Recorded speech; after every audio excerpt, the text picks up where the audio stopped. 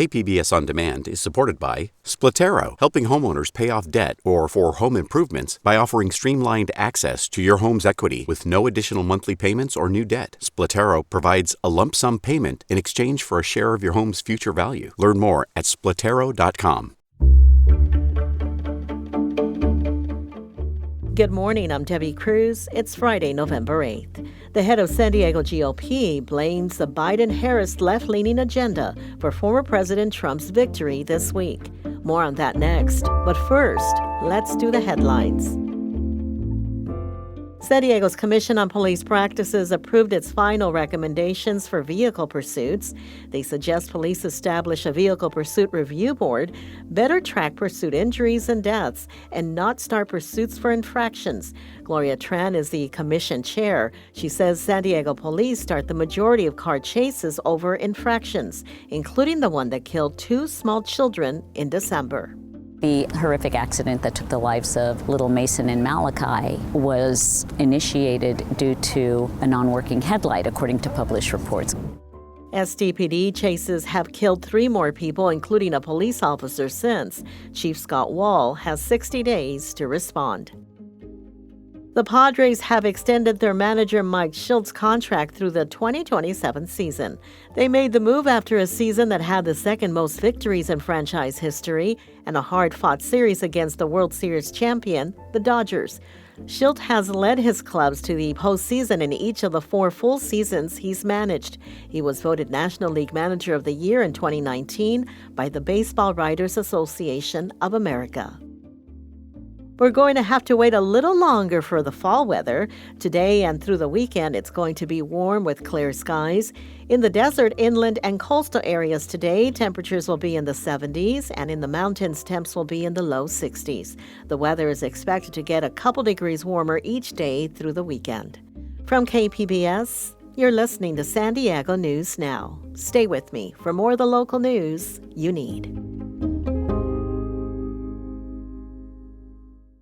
KPBS On Demand is supported by Latino Legacy Foundation, presenting their Storyteller series, Reach for the Stars with Ellen Ochoa, the first Latina astronaut, former NASA director, and San Diego native, Sunday, June 29th.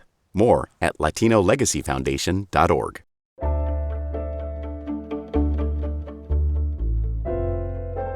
As analysts parse the reasons for former President Donald Trump's win, the head of the local GOP says it was entirely predictable. Meanwhile, Public Matters reporter Amita Sharma says a local no-party preference voter is terrified of Trump making good on his promised agenda. To San Diego County Republican Party Chairman Corey Gustafson, there's no mystery behind former President Trump's election to a second term in the White House. Most voters thought the country was going the wrong direction, backed up by polls. Gustafson's take? Americans were fed up with President Biden's, quote, left-leaning agenda and held Vice President Kamala Harris equally responsible for it. Open border, high tax, high crime. These are all the hallmarks of the left-wing agenda, especially affordability, where you have the Democratic Party cause massive inflation with their spending policies over the last 4 years. Economists blame rising prices on supply shortages caused by the COVID-19 pandemic and worsened by Russia's invasion of Ukraine. They say spending measures Trump put in place during his first term were also partly responsible for inflation. CNN's exit polls show Trump boosted his support from his defeat in 2020 in nearly every demographic group, especially Latino men. Gustafson believes voters were able to look past Trump's conviction on 34 felonies, accusations of inciting the January 6th insurrection, and being held civilly liable for sexual assault because they saw them for what they were. Political attacks on the president, and the American people recognize that they are political attacks. He says Trump's first task upon taking office in January will be to secure the border. With these results, whether it be having less fentanyl come into this country, cutting down on human trafficking, having less illegal immigrants in this country that are taking up housing and driving up the cost of housing around the country. We need to know who's in this country and who's not. El Cajon voter Mary Jo Petrovelli, who is registered as no party preference, says voters' concerns about Gaza cost Harris. She believes racism, misogyny, and the high price of food were also responsible for her defeat.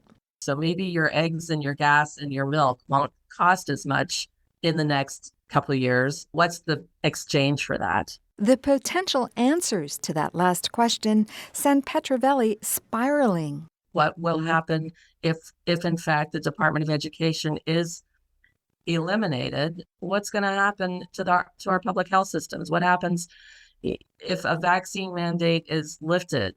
Look at preventable disease, measles, mumps, polio even. What's going to happen in our public health system? What about the free press? It has been a hallmark of our nation since the beginning, and that has been named as an enemy of the people. Petrovelli says the what-ifs have proven exhausting and terrifying, so she has switched her focus. She's cleaning her house and getting out her Christmas decorations. Amita Sharma, KPBS News.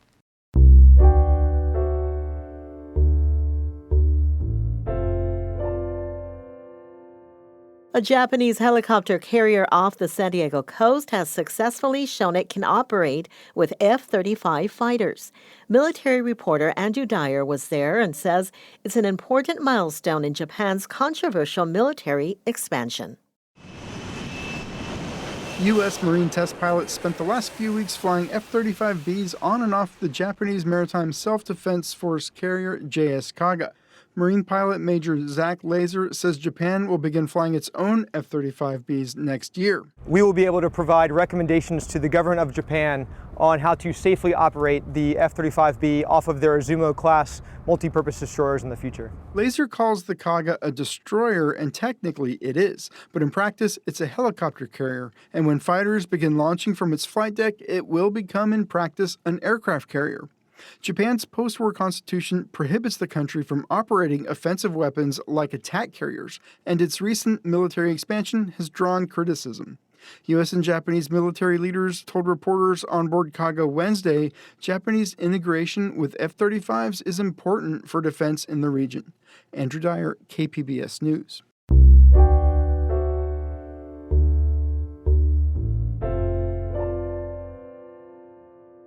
As school districts consider stricter rules on cell phones, some students are avoiding social media on their own.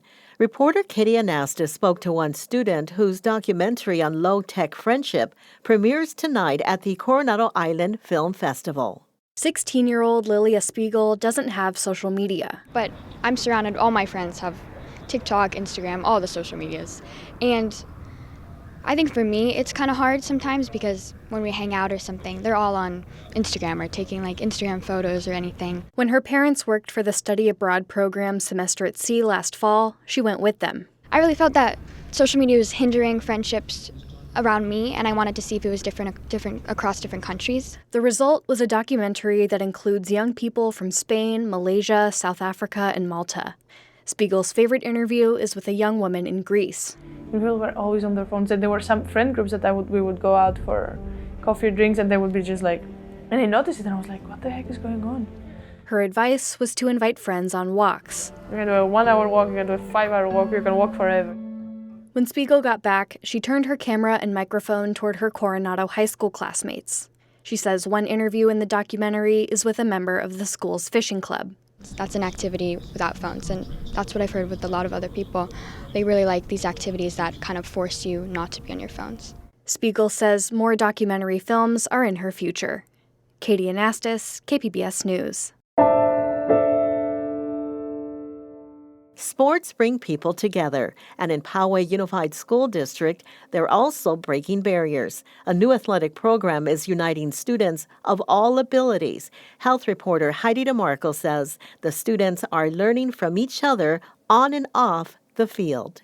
You guys pick a team, Jaden! We're practicing for a big game that's going to come up on the first day of November. And I'm pretty sure that it's going to be the best, and I am really excited for it.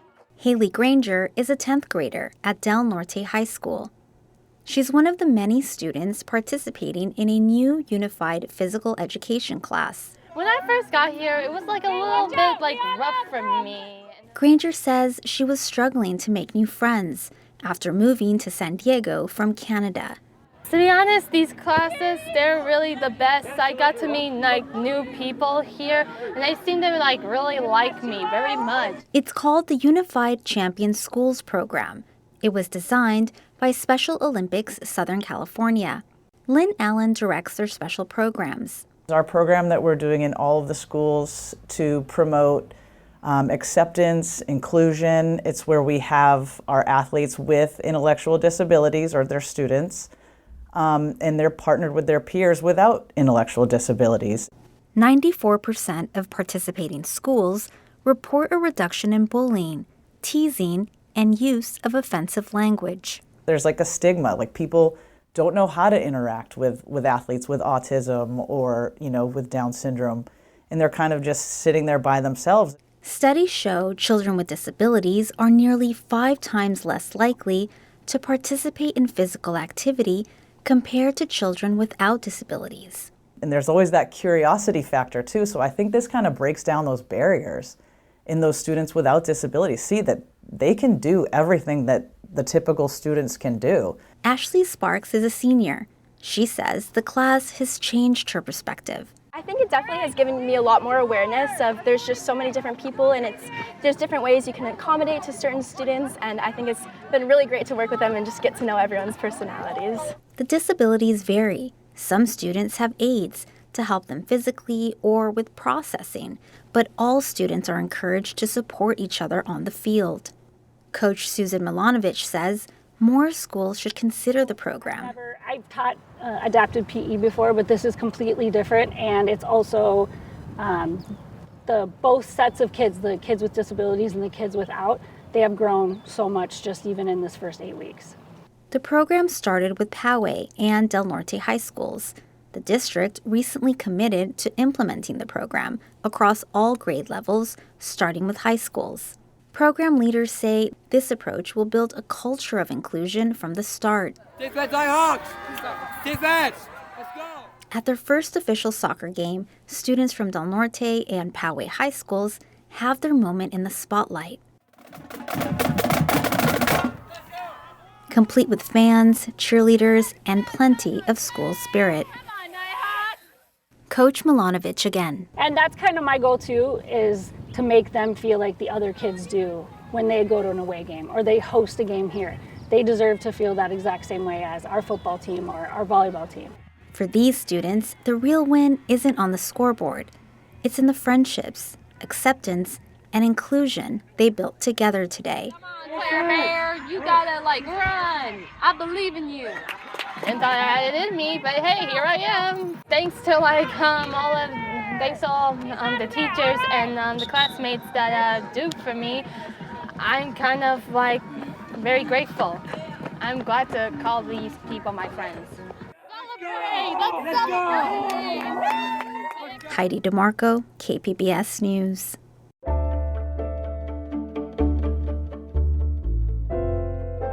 November is Native American Heritage Month.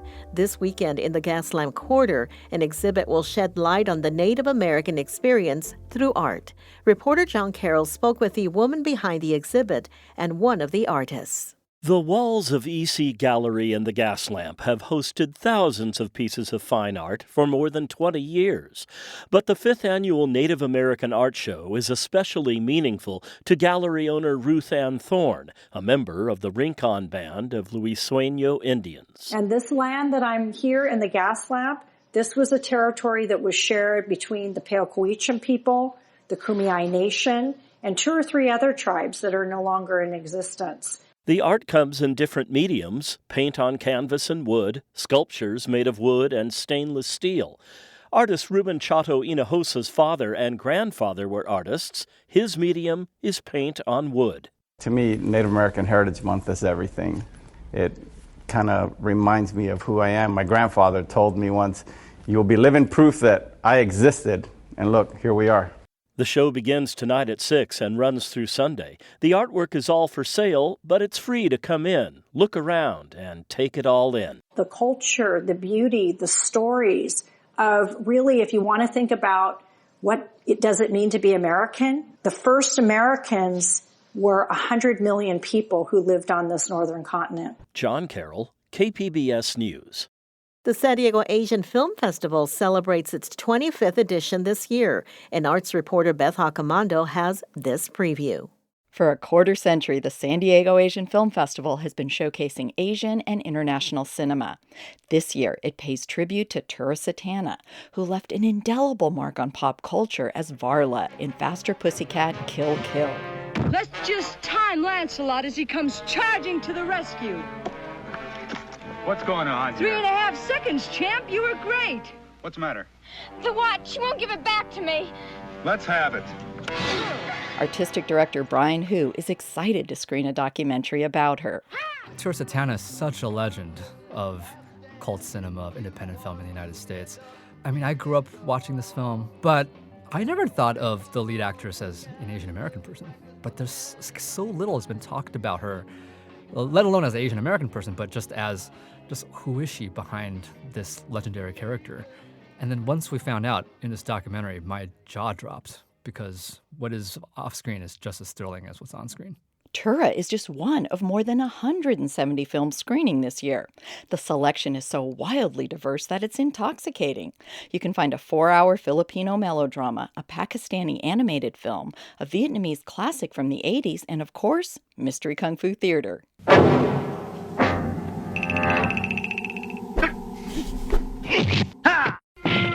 We invite audience members, we're going to play a martial arts film. I'm not going to tell you what it is, when it's from, what language it's in, and you just have to trust us.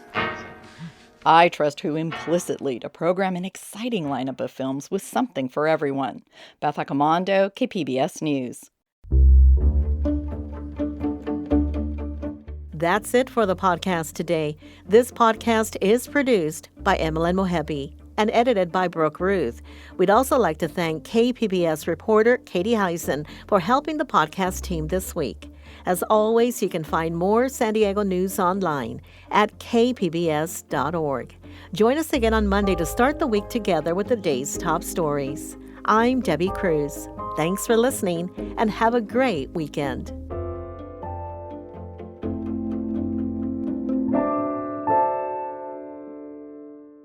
KPBS On Demand is supported by the San Diego County Toyota dealers, offering a new 2025 lineup of vehicles at your local Toyota dealer, including a new Tacoma with turbocharged 4-cylinder engines and a hybrid powertrain option. The San Diego County Toyota dealers. We make it easy.